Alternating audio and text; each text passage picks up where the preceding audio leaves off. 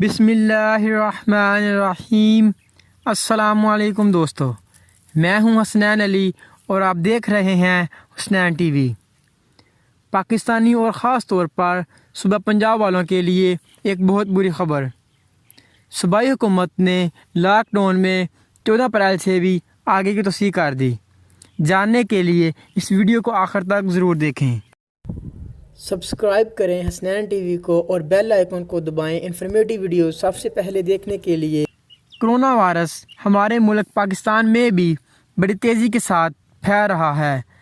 لوگوں میں اور زیادہ خوف و ہراس اور بے چینی پھیلی ہوئی ہے کہ اس وبا سے کیسے اور کب تک جان چھوٹے گی۔ حکومت پاکستان بھی اس کی روک تھام کے لیے بھرپور کوشش کر رہی ہے، پھر بھی کرونا وائرس کے مریضوں کی تعداد 4035 ہو گئی ہے۔ ایک تجزیہ کے مطابق پاکستان میں پہلے 1000 کیس 29 دن میں، دوسرے 1000 کیس 7 دن میں، تیسرے 1000 کیس 5 دن میں اور چوتھے 1000 کیس 2 دن میں سامنے آئے ہیں۔ ہو سکتا ہے کہ آپ لوگ گھروں میں رہ کر تنگ آ گئے ہوں اور سوچ رہے ہوں کہ اب سب کچھ صحیح ہو گیا ہے، اب نارمل روٹین کی طرف جانا چاہیے، مگر میں آپ سب کو پوری ذمہ داری کے ساتھ یہ بتا رہا ہوں کہ کرونا وائرس ابھی بالکل تازہ دم ہے اور بہار کا موسم جو آج کل چل رہا ہے، یہ کسی بھی سانس کی بیماری کے پھیلنے کا سب سے اچھا موسم ہے۔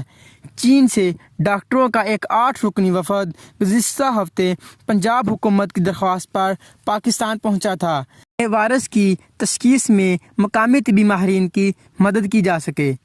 چینی وفد کی سربراہی کرنے والے ڈاکٹر میمنگ ہوئی نے بتایا ہے کہ یہ ایک افسانہ ہے کہ کرونا وائرس موسم گرما کی آمد کے ساتھ ہی ختم ہو جائے گا، اور انہوں نے مزید کہا کہ گرما موسم میں بیماری کے پھیلاؤ کے امکانات کو مسترد اور نظر انداز نہیں کیا جا سکتا۔ چینی ڈاکٹروں نے صوبائی حکومت کو متنبہ کیا کہ مہلک انفیکشن تباہی کا سبب بن سکتا ہے۔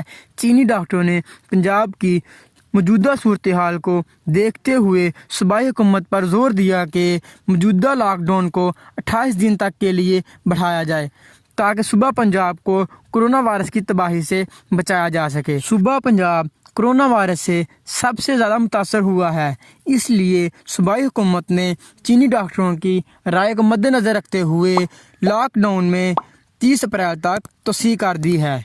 آج کے لیے اتنا ہی دوستو، نیکسٹ ویڈیو تک کے لیے اللہ حافظ۔